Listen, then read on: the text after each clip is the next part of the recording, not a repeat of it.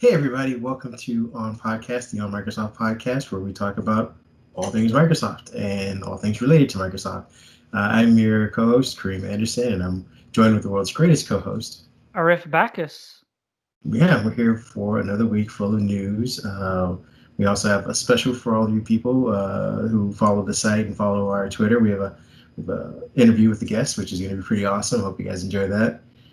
But just to kind of run down what we're going to be talking about today, we have first on our agenda is about Teams finally becoming personal. It's you can use it just like you use a regular Outlook account. You don't necessarily need to have a Microsoft Exchange or Microsoft Student account or anything like that to get some access to some of the new Teams features. And then our second topic is related to security. You guys might have heard all the talk about the M1 chip that Apple put out this week, the MacBooks with it. We did cover that, but there was some big news in terms of security with future Windows PCs and Microsoft coming up with a new chip that's called Pluton, which will be in future PCs to help stop basically hackers and things like Spectre and Meltdown attacks. Yeah, and then we'll be talking some more Apple adjacent news with the Microsoft Edge becoming a what is it, Mac OS with the new M1 chip support. People will be able to kind of get Edge on that. So we already have a compiled version of it, but now it's going to fully support that natively. We'll talk And about then that. And of course, also related to Edge, there was a couple of big announcements this week heading into the holiday season. So we'll recap some Edge news as well. Yeah, and again, those are just the topics. We'll jump into the more meaty parts of it right now. Going right into our first segment which is teams becoming personal.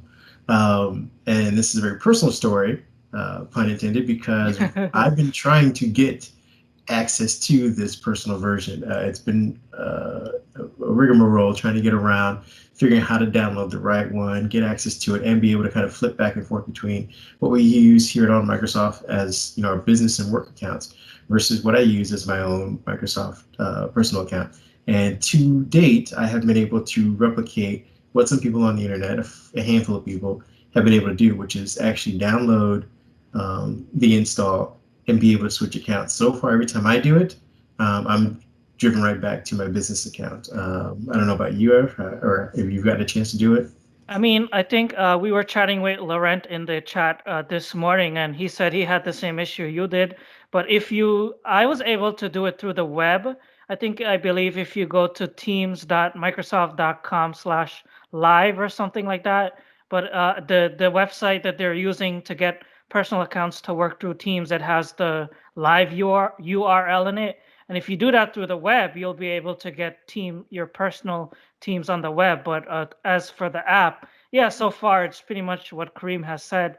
I've not been able to get my personal stuff in the app. It's only been working with our on Microsoft account so far. Yeah, there's been, like I said, there's been some meet a guy down by the corner, and he'll give you a hand signal and talk to somebody else at a hidden door, kind of workarounds for people. I've been reading on Reddit. Some people mentioned about logging out of your business account and then downloading the install, so you have a fresh install and a fresh account going in there. I mean, again, however you get it, the bottom line is there's also a set of new things, new features that have been enabled or at least ported over to this personal account, which will allow you to, I think it's, we have, you'll be able to sync your chats from your phone to your computer and carry on Hmm. conversations across devices. You'll be able to talk to friends and family in video chat and audio calls with up to 3,000 people. Is that correct? Or 300? I think it's 300. 300, yeah. 300, yeah. I was like, ah, man, they're really blowing the doors off of this one. At least 300 people with a 24-hour use window. So, right off the bat, you're kind of breaking out of that early Zoom confines. I think Zoom has kind of expanded there. Uh, the minutes you can use plus the number of people. I think they're at, what is it, 40 now, or somewhere sub 50 or whatnot, and the time limits expanded as well. The other thing you'll be able to get is you can share video meetings and invites with anyone. They don't necessarily have to have a Teams account, which is huge. This is Huge, something, yeah, yeah. yeah, this has held back Skype I think for the last decade or so, where people had to have a Microsoft account or a Skype ID in order to be able to converse. This open access is huge to kind of get Microsoft up on that same pedestal as the other easy to use chat services. You'll be able to upload and share photos and videos from your computer and in any personal group or personal chat. Again, huge feature. And I think the last one is SMS texting between. yes. So if Yes. this is what I told everyone when I heard this announcement. Microsoft PR sent me the email at a odd time of the night, and I covered this story. But the big thing that I got out of it is that now the person that you're talking to does not need to have Teams installed on their phone. You could start a chat from your desktop version of Teams with your personal account, and then just put in their phone number and chat with them through Teams desktop, and it sends the messages out via SMS with a link to download Teams. So again, like Kareem hinted at, it's a big deal because it's getting pushing more people to download Teams in the same way that more people are using Zoom right now. Well, this is also considerate, and again, I like to, at least take a view outside of my own privilege and personal uses. This, I think, could be huge for what we consider developing countries. I don't like to use that term all that much, but in Africa, in India, some places like that, where people, again, don't have access to the full suite of Microsoft Office, but need to communicate with family members or friends or business associates overseas, anything like that. This is huge because again, they don't necessarily need to have a computer. Right. They don't also need to have access to Microsoft account in order to communicate still. I mean, again, while you get prompted to get the app, this is still, it's another barrier kind of rendered insignificant for those types of communications I and I those types of I situations. I do think they said it's only US and Canada for now, as usual. It's it's US and Canada roll out first and other regions coming later. But I guess again, everything we're talking about right now, it's not official. It's still rolling out in preview on a slow basis as usual. So not everyone will be seeing it right away. So I guess they're just testing the waters because Thanksgiving and Christmas is coming up here in the US. So Thanksgiving is next week. Well, pretty when this podcast is up, it's the same week. But the holidays are coming up. So Microsoft is pushing people and giving people more ways to communicate to try and avoid like traveling because of the COVID-19 situation, which is Yeah, pretty huge. It's trying to bring people together no matter where they are. yeah. I mean, again, all the grandiose things I just said about 2 minutes ago, internationally speaking, ideally will hold. But yeah, as things are rolling out, at least people in rural areas and things like that, again, who don't have access to all of these 2D, things in yep. the U.S., will be able to, stay safe and still communicate this holiday season. We have a section we're just going to kind of look at how Zoom and Skype kind of compete now, because it seems like despite Skype recently getting, more features and becoming more Zoom-like, Teams is really steamrolling all of that momentum by adding everything in the kitchen sink underneath it. So I do enjoy having tested the ability to make calls and chats instantly from my taskbar with the new Skype integration. It's been awesome, but again, it's still part of that barrier, at least in mindshare wise, where people think they need to have a Skype account. So I know that they kind of got rid of that a few months back, but not everyone has it, and not everyone's willing to kind of just jump into it. This new version of personal Teams, if we can get, if Microsoft can get it out to people and figure out an easy download, again, could be huge. Come this time next, the beginning of 2021. So when So it's I, available, yeah, when it's available for you guys, the way to check is they're saying to make sure you have the latest version of Teams and download the latest version of Teams. But when these personal features become available for you in preview, you'll know if you have it. You get to click your profile icon and then sign in with a personal account. And then if you see that option, you'll be able to use your MSA or your personal Microsoft account to chat with people separately from your work account. Now, it doesn't combine them in the same window. from what I've saw from the presser material and from what people have been saying on Twitter and elsewhere, it opens a new session of Teams and puts it in a separate window, which is kind of a bummer for now, but I'm pretty sure they'll work to improve it. For those of you who have, dual Instagram accounts or dual Twitter accounts, I think it works just a very similar way where you click on your icon and it just brings And up the switch, new yeah. instance of that switch. So it isn't a foreign concept to people. I just want to know in this kind of section, this last part, and jump into the next thing, by posing the question, when do you think Teams and Skype collide or mix? Because they I have to at think some point. I think we're already seeing that because, right, like I said, now is the with the holidays and COVID-19, they're suddenly pushing Teams as more of a personal thing rather than a business thing. So, like you just said, we're probably seeing that morphing or that transition starting to happen because Teams, I think, every month we get new numbers, and Teams is becoming more and more and more and more and more popular for everyone, basically. Yeah, so at some point they're going to encroach on that 350 million that Skype has been sitting on for the past decade. Yeah. I mean, but with that said, we'll move on to something else. Finally, we'll put that to rest for now. But I just keep an eye out for those of you who are interested in trying Teams out for the first time with a personal account and nothing associated with work. So our second topic of the day is Microsoft's Pluton security chip. Like I said in the intro, everyone is talking about Apple's M1 chip and how it has 8 cores or 8 GPUs. Or we wrote a piece about it and with the general consensus, but I digress. The point is, Apple's M1 chip um, has what they call a security enclave in it, which handles like your Touch ID and all that stuff. And for those of us who follow the PC industry, right now, Windows PCs, they have this chip on it called the TPU. And on this TPU, it stores your fingerprint data, your Windows Hello data, and all the other security information.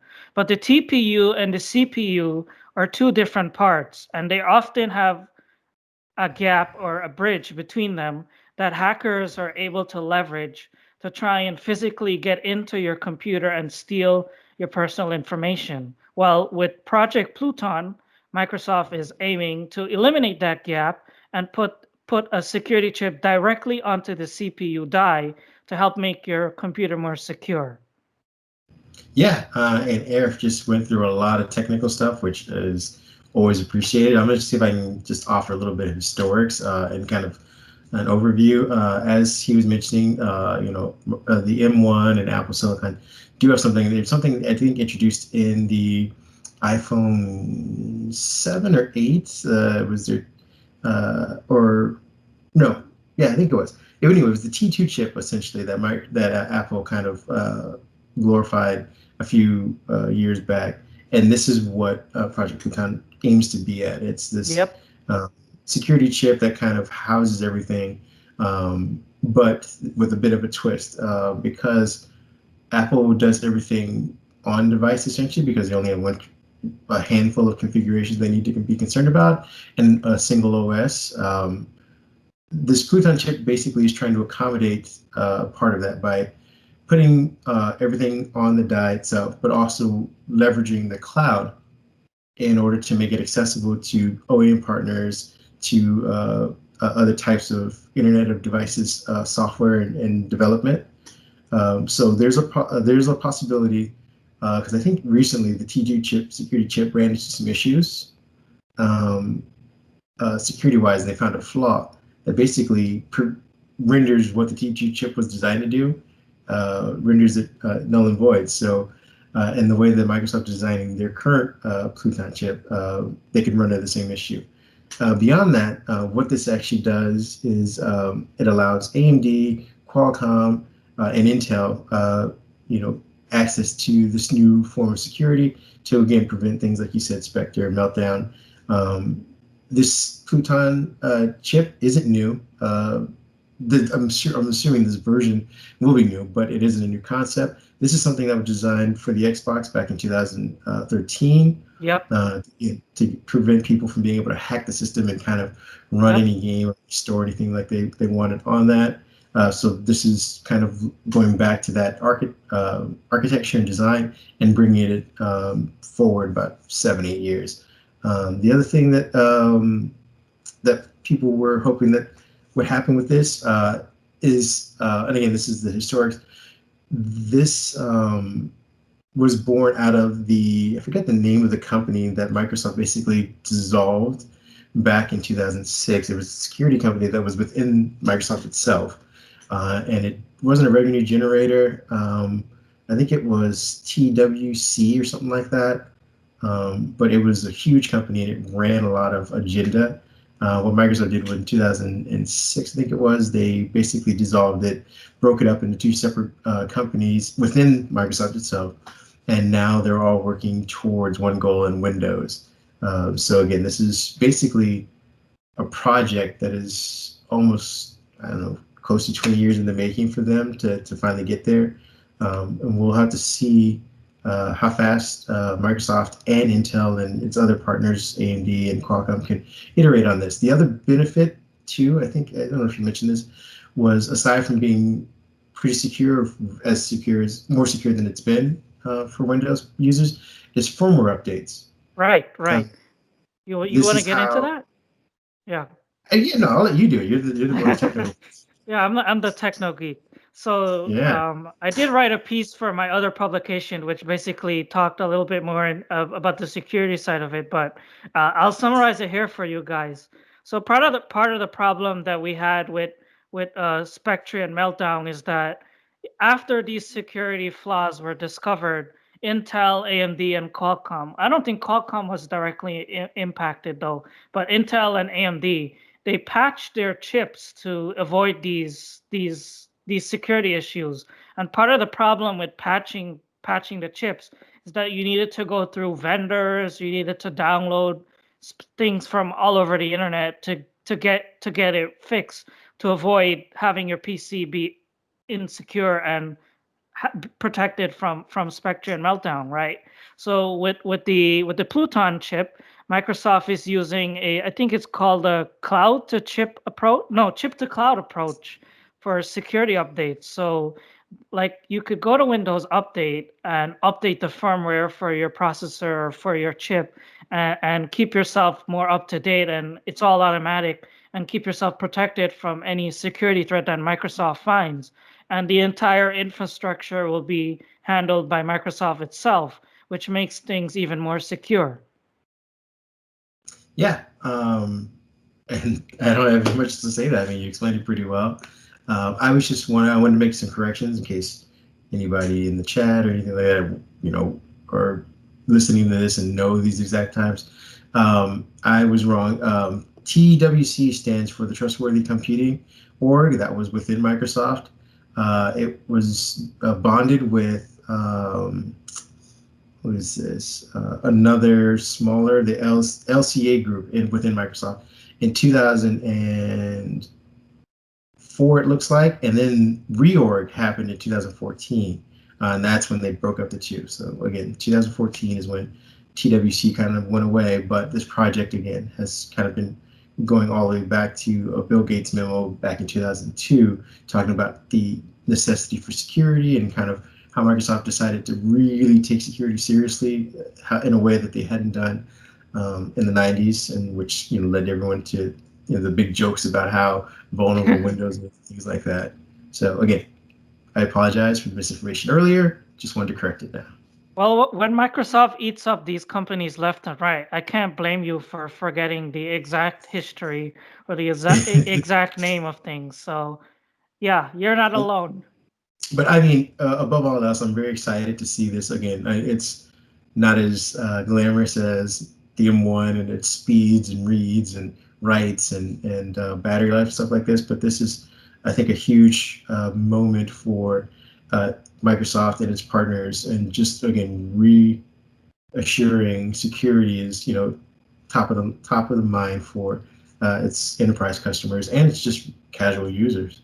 Again, we still don't know when exactly we'll see Pluton, the Pluton security chip appear on Intel, AMD, or Qualcomm chips. Again, it's not its own separate chip. it's intended to be a part of the CPU, as we keep repeating. So I assume that Intel, AMD, and Qualcomm need to work to get it integrated into the CPU die or whatever. And they didn't exactly give us a date when we'll see it. They just committed to say that they're working with Microsoft on it. So it could be now, it could be a few years from now, it could be a few months Yeah, from now. We if don't it's know. any indication, yeah, if it's any indication, we're getting this news 2 years after Meltdown and Spectrum were at issue. So if it took them 2 years just to mention this, imagine how long it's going to take them to implement it. Again, CES is right around the corner too, even though it's a smaller show this year. So you never know, it could be mentioned there as well. Mentioning and implementing, two different Could things still. exactly. I mean, again, So Intel and Qualcomm are in a world of hurt with this M1 stuff, so they need to push out something nice. so speaking of something nice, Edge is nice, right? Yeah, and speaking of M1 adjacent, um, again, Microsoft has now released, or no, soon to release, and they confirmed this via Twitter. We haven't seen a press release for it just yet, but that they already are working on Edge for the M1 chip to run natively on the Mac OS with M1 support.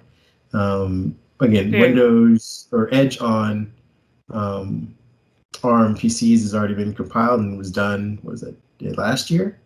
I think they announced it a couple of months ago. It officially rolled out, even though it was on Canary and Dev was initially when it became available. And then I think 2.5 months ago, or maybe a month ago, they officially released it for ARM. How long they've been? I feel like they've been testing it a while longer than when rolling it out, though. Yeah, they initially were testing it a couple of months after they announced the Pro X, but that was again in the Dev and the Canary channels, and it wasn't officially on the public channel, which everyone uses. And they worked on it, and officially rolled it out a couple of months ago, I believe. Yeah. So yeah. So again, they already have a version, but I think there's still some engineering and development that needs to go into specifically supporting Mac OS and future iOS devices that will lean on this M1 design and architecture. We also had build 88.0.702.0. Yeah, that's a mouthful. A lot of numbers. Was is now rolling out and is bringing with it some new icon designs, which are kind of leaning on the Fluent or Microsoft's evolving Fluent design. I personally haven't seen it yet, but I haven't been using that specific channel, so maybe Eric can talk more specific to those design elements. So, if you guys aren't familiar with Fluent Design, one of the big things with Fluent Design is new icons, like we saw in the start menu when they released the last Windows updates, and also rounded corners. So, this is some of the stuff that you'll be see rolling out now in the Edge Insider builds, not the public builds yet. So they're basically just let me see the quote here. This new Fluent design iconography provides functional optimizations for user experience as each icon is based on a standard keyline and grid. This will improve scannability as you browse menus and navigation. We've also optimized rendering across platforms and devices, so no matter which device you're browsing the web or on, the icons will appear sharp and easy to read. So that pretty much sums up what Fluent Design is, in the words of Microsoft, of course.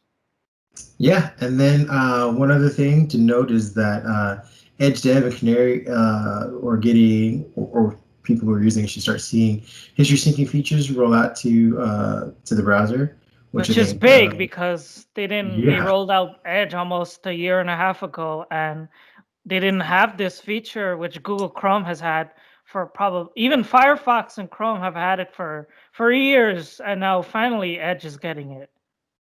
But having tested it myself, having tested this particular feature, it works well. Okay, there was no issue because again, I review a bunch of different computers, so I'm starting new Edge sessions and new browser sessions on different things that I need that information synced. So far, in the last couple days, it's been working really well. I've been saving new stuff just to kind of see if I can trip it up, but it works pretty well. If you give it about 2 or 3 minutes, maybe 5 at the most, you'll start to see all this stuff repopulate. If you're interested in that kind of thing.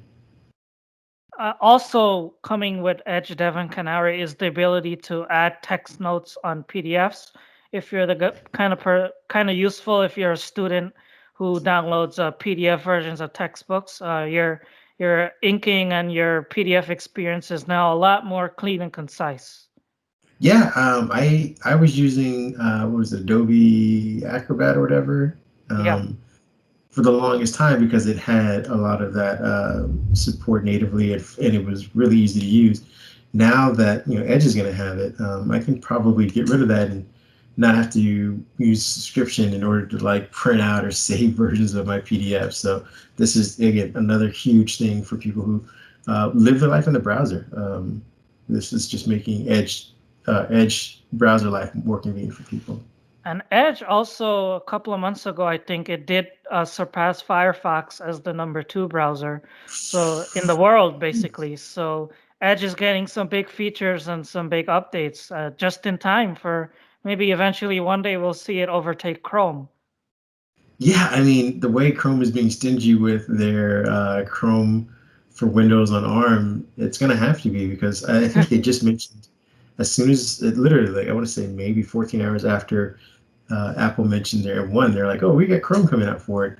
And mind you, Windows people are sitting there going, hey, we've been waiting, guys. Well, something else But that we've to their detriment. something else that we've been waiting for, I'll have Kareem introduce it. Yeah, we have been teasing Xbox information for the last, I don't know, 3, 4, 5 weeks, months, or whatnot. And we actually have one of our writers, Laurent, who I believe lives in France. And he has been playing with both devices, and he has a lot to say about it. So Arif was able to sit down with him and kind of pick his brain about any and all the things that you guys might want to know about the Xbox. Those of us who haven't gotten one, we're all anxiously waiting and just wanting to hear news about it. So next up, we'll be talking to him and talking about the Xbox. Yes. So, do you have the latest Lumia there, Laurent? Hello, Arif. Hello, how are you? It looks like he has the latest Lumia phone there for us. Yeah, almost. So, It's Xbox Series S right here. so why Yeah. don't you introduce yourself to us Sure. and put down your Lumia phone and just talk a little bit about yourself. Sure.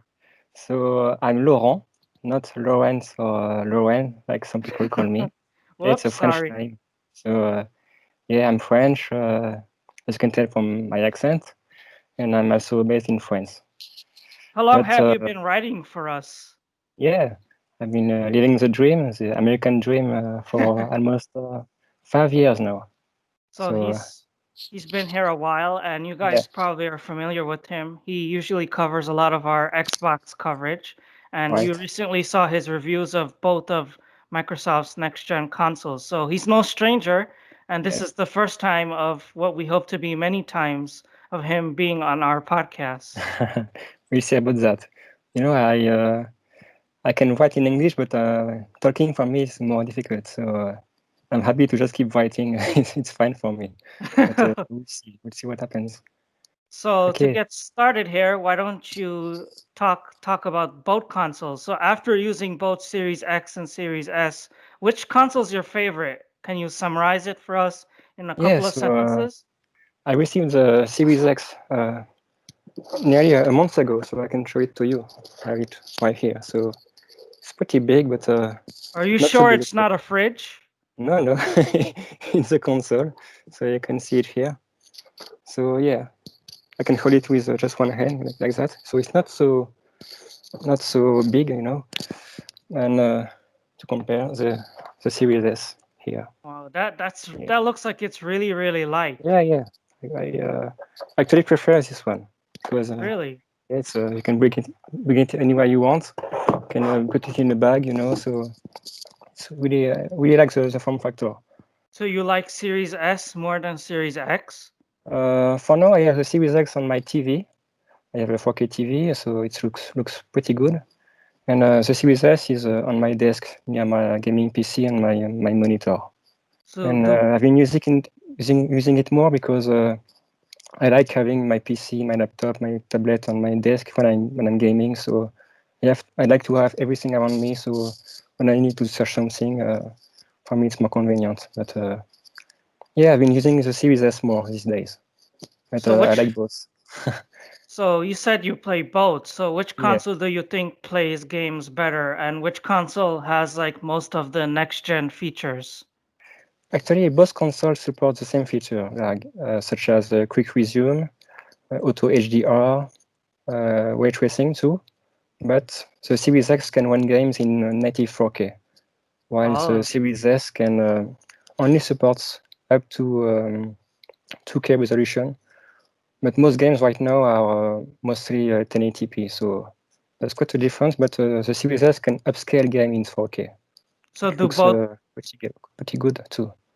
so both consoles have the same SSD and the same Yes, speeds and the same yes, loading times, right? yeah, right. There's no difference. Like No, no, if someone decides to go for the cheaper console, their games will still load as fast and it yeah, won't be slow like it is on the original Xbox. right. But the difference is that the Series X has 1 TB of storage, more Oh, precisely 800 gigabytes, and the Series S has only 364, I think. So yeah, quite a difference. And and you if you go with the Series S, you'll need external storage. Yeah, okay, you and can go with that an and SSD. Or, yeah, yeah, so you could expand the storage on both consoles to be, yes, is that correct? yeah. You can either use USB storage or the proprietary Seagate card, which is And quite expensive. I think it's $264, and something like that. I think. you have it, right? And you're Yeah, yeah, planning to review it. yeah. I got it with my own money, and it's pretty good. And Yeah, you're planning to most of your games you were telling me off the side before we started. Most of your games you have on the external SSD, right? yeah, right. Yeah, I Does moved them from my Xbox One X to my Series X first, and then to the Series S. Yeah, it's does really that convenient. does that impact performance? They're still able to take advantage of all the next gen features? Yeah, I think there is no big difference if you run games from external storage, but next gen games need to be put on the internal SSD because they use the new Xbox Velocity architecture, and Oh. that requires the new SSD. Yeah. So how do the two consoles compare to each other? Honestly, it's a bit hard to say because for now we don't have a lot of next gen games that really leverage the new consoles. But I've been playing games like the new Assassin's Creed Valhalla, Hmm. Watch Dogs Legions, Dirt 5. Both games look great on the two consoles, I have to say, but Assassin's Creed, it runs on 60 FPS on the Series X and just 30 FPS on the Series S. Oh. So yes, that's a bit disappointing, but the game still looks good on the Series S, but it doesn't feel like a true next gen game, sorry. Because it's a bit, sluggish, 60, 30 FPS is not great. So Yeah. even though these games are very graphically demanding and demanding on the consoles Yeah. don't get hot or loud, do No, they? no. They're really silent. I was really surprised by that. Much more than the Xbox One X that I had before. And they're also pretty cool. So yeah, that's really a nice point compared to the previous generation. I know Yeah. that in the previous podcasts where we covered your unboxings, we covered some of the games that you've been playing. So Yeah. can you tell us about some of your favorite games right now on these consoles? Um, I think Assassin's Creed Valhalla is really great on the Series X. Yeah, it really looks like a true next gen game. Other than that, Dirt 5 is also really good. It's a racing game. I like it a lot. But mostly I've been playing old games, that I have in my backlog for so long, like Red Dead Redemption 2, for example. It's also really great on the Series X. Yeah. Have you been playing some other older games like Forza Horizon or Yeah, Halo? I yeah, know you're a Halo guy. and Yeah. Halo Infinite unfortunately was Yeah, it's been delayed. delayed to next year. So, Yeah. and it's holding things back. So does Halo and Forza still look good on these consoles? Forza Horizon 4 has been patched for the new consoles. I So see. it runs at 4K 60 FPS on the Series X and 1080p 60 FPS on the Series S. And yeah, it looks really, really good. What It's about one of my the, what about sorry, my favorite game, Forza Motorsport 7? this one hasn't been patched, but it still runs at 4K 60 on the Series X. So yeah, and loading times are much faster too. So it's good. Yeah. So we just talked about some of the big games that are on Xbox right Yeah. now, but a lot of people are picking up PlayStation 5s, and there's Yeah. not really a lot of next gen games on that console either. So our final question that I have for you is Yeah. one of controversy. Say Yeah. it's like Windows Phone versus iPhone or Yeah. Mac versus PC. So how do you think these next gen consoles from Microsoft compare to Sony's PS5? I think Microsoft can be proud of the Series X and the Series S. The Series X, I think, is built to last for maybe 7, 8 years. I think it's powerful enough for many years to come. The Series S, on the other hand, I'm not sure. For now, it's okay, but maybe in 3 or 4 years, we'll see that maybe it was not powerful enough to run the latest game. We'll see. But as for the PS5, I think Sony has built a great console too. I think the controller, the new DualSense, is probably better than the new Xbox controller. Right. Because they added a mic, haptic feedback, adaptive triggers too.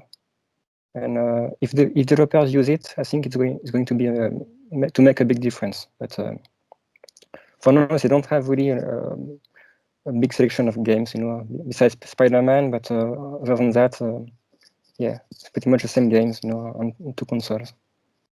But again, Yeah. like Kareem and I have been saying for the past couple weeks, you shouldn't really be comparing Sony to Yeah. Microsoft. Just pick one and be happy, right? Yeah, yeah. Or you can have both too, and Or you could have both, yeah. and a Switch too. Yeah, I yeah, think why all are not? great. Yeah, but So yeah, for now I think I'm gonna keep playing mostly on the Series S. But it's great to have both really. Yeah, you so I can sold compare. you sold Yes, your old Xbox, correct? yes, yes. The One X, yes. That just shows you how much you love these next gen consoles. Right. Yeah, it's really hard to go back. Have loading times, quick resume. So it's really yeah, it's silent. It's cool too. So yeah, it's really a great upgrade for me. Yeah, I think people who can afford it will really enjoy the Series X. So Yeah, do you have any final thoughts to add before we close up this segment here? yeah. You can, I think, yeah, like I said, if you can afford it, go for it, really. If you can find, because like right now there are not a lot of stock, but if you want to wait, it's okay too. I think, the games will continue to ship on the Xbox One and PS4. So yeah, really, if you can wait 6 months or 1 year, maybe I think you maybe we're not going to miss a lot of games. I think, yeah. And tell our viewers where they could find you on Twitter or social media, even though I know you're not much of a Yeah, I social don't media really guy. tweet. Yeah, my Twitter is Laurent Giré, so my full name. And yeah, that's it. But yeah, I don't tweet a lot. Yeah, I'm You're gonna kind of old get school. you're gonna get lots of followers after this segment We'll and see. your We'll see. great review of the Series X and Series S, which Thanks, we will man. have linked, by the way. Okay, great. Thanks. Okay. Thanks, Laurent. We appreciate your time. Yeah, thank you. Thanks for having me. We And hope to see you again soon. right. See you later. All right. Bye. Bye. So that was a good segment, and we'd like to thank Laurent for appearing. Hopefully, we'll see him a couple of more times on the show because he's a really good guy and he really knows his Xbox stuff. Yeah, and I suspect as we start to hear about new features coming to Xbox and more development and engineers being able to get their hands on more SDK features and stuff like that, that we'll be having tons of Xbox news. So he might become a regular. So now we're approaching the end of our podcast, which means ba it's time for the week ahead. And I'll let Yeah, Kareem get into our first topic. if you guys hadn't had enough M1 talk, we will be having more because as much as we are Microsoft focused and Windows users, things like that, this is still relevant news as it pushes the industry forward. A lot of people were upset about, comparing the Apple Silicon to Intel, which I think is kind of a misdirect. I think this is more on Qualcomm, which has not been taking a lot of the brunt, but Qualcomm needs to, help Microsoft and help Windows users on ARM more than Intel does at the moment.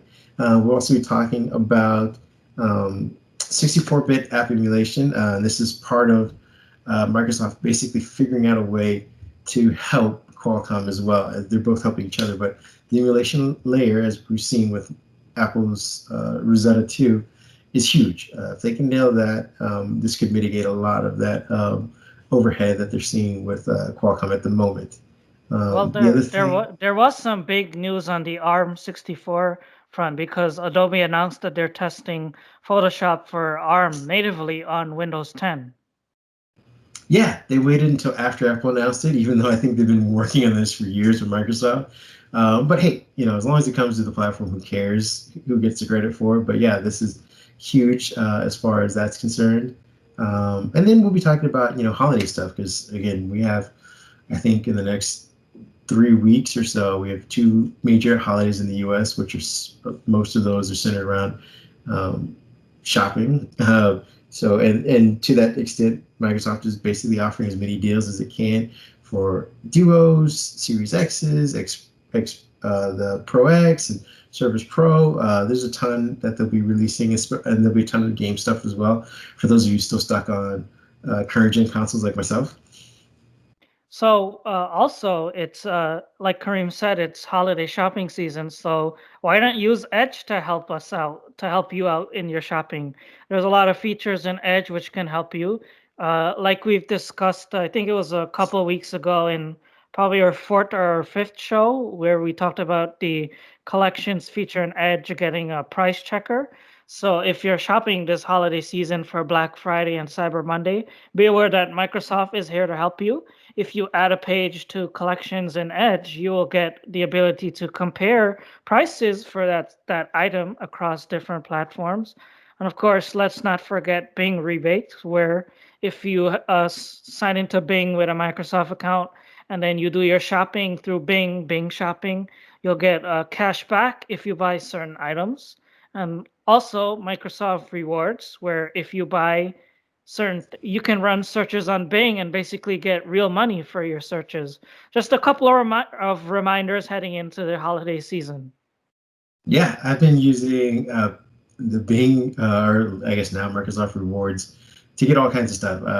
I want to say for a solid like 5 years, it paid for my Xbox Live accounts. It paid when I, had Zune at the time, and eventually Groove and stuff like that. Like it's a viable thing to pay for. You can basically pay for your Microsoft 365 or Microsoft Office 365 account through that, and all you have to do is basically search. So it's a cool way to kind of use Bing, I suppose.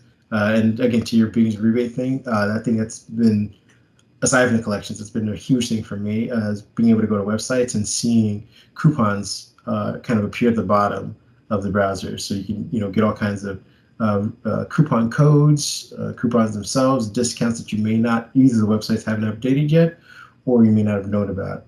Again, all within just the Microsoft Edge browser.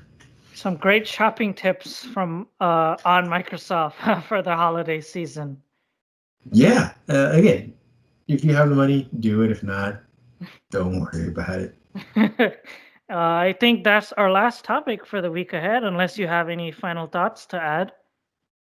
No, I just am again humbled by the technology we were able to kind of use it today. Speaking of humble, I believe Panos was humbled by his, I think it was the Duo being Time Magazine, one of Time Oh Magazine's yeah, top the features duo, of yeah, 2020, yeah. despite its controversial rollout and sales during the time it's been out. at least people are recognizing it as a new type of device, a new type of invention. The Series S was also on there too, if I'm not mistaken. Yeah, that's interesting that they skipped over the X and went straight to the S as a top invention for 2020. I think they basically said what yourself said a couple of weeks ago on the podcast, is that the value with the Series S is with what is it again? Game Pass, where you're able to buy a cheap console for $300 and have all these games for such a cheap price, and be able to play it with like in 4K and 10 and beautiful console that makes no noise and that's silent almost. So yeah. And fits in most areas. That's key. No As one needs to Laurent build. showed us earlier in the podcast. Yeah. Yeah, no one needs to build a separate unit or anything like that to house it. It's not a mini fridge. No, it is a regular console. Yeah, So I that's all think I got. that wraps up everything. I'll leave you for your traditional outro. Yeah, again, everyone, be safe, wear a mask, enjoy the technology you can while you can, with the people you can. And again, we probably won't be seeing you guys for a while. I guess maybe until after this next holiday season in the US. So enjoy it if you're celebrating, and if not, enjoy the day. All right. Thank you, everyone, and see you back here soon.